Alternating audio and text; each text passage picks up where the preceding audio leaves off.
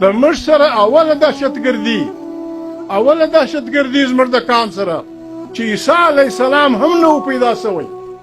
د عیسی علیه السلام خپل محترمه مور مریم بیبي نه و پیدا سوی چې سکندر یوناني د سوات پر لار زموږ په وطن راننوتی. سکندر یوناني د فیلیپ باچا زوی و او د ارسطو رنګ عالم سړي شاګرد و. دا راغی زموږ په وطن باندې پر موږ حملې وکړي، موږ یې هغه ته مجبور کړو جنګ ته. له هغه یې راواخه بیا چې د دې خوا فرنګی، بیا امریکا، بیا روس، بیا بل دهشتګرد زه یم. ته راغلی په ما پسې که زه په تا پسې راغلی که زه په تا پسې درغلی زه دهشتګرد یم، او که ته په ما پسې راځې نو زه تا څه کوم؟ په خوله دې مه چکم، کور ته دې بوځم، میلمه دې کم، اخښی دې کم. ته راغلی زما په کور راننوتلی، هغه انسان نه دی، هغه مسلمان نه دی، هغه پښتون نه دی چې پر خپل وطن سر نه ورکوي، چې خپل وطن باندې جنګ نه کوي، چې پر خپل مور پر خور باندې دغه نه کوي. پر دې خو په کار دا وه چې ګرد دنیا پښتنو ته ګولډ میډل ورکړی وای چې زنده‌باد. انګریزانو 1200 کسه مشران دریاخان ناست دی، ټک په ټک ټک 1200 کسه یې وویشتل.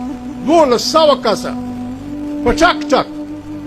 دی نه و چې زموږ خلک کمزوري وو، خو د شا چې څوک وو پر هغه چې بې سترګې وموښتې د سړي به غړي ووت.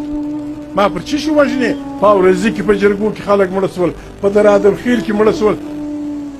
په دغه منګولو پښتنو دوبۍ جوړه کړه، په دا منګولو یې سعودي عرب جوړ کړي، په دا منګولو یې ګرد پاکستان جوړ کړي، په دا منګولو یې ګرد کراچي جوړ کړي. هم پر موږ باندې دغه نومونه دي. زه که چا بیا پوښتنه کوله 2-3 داسې کسان زه در ښیم، موږ دې هلته رسېدلي یو. په سند او پنجاب کې خلک رپورټ ورکړي چې دا خدای مکه ایاز خان دی، دا دریا خان دی، دا فلانی سړی دی، د پیسو خاوند دی. درلی ورونو 3 کیسونه ما ته معلوم دي، دلته به خلک ناست دي، هغو ته به معلوم وي. داسې درولي دي چې وروره ته فلانی یې زه دې پېژنم.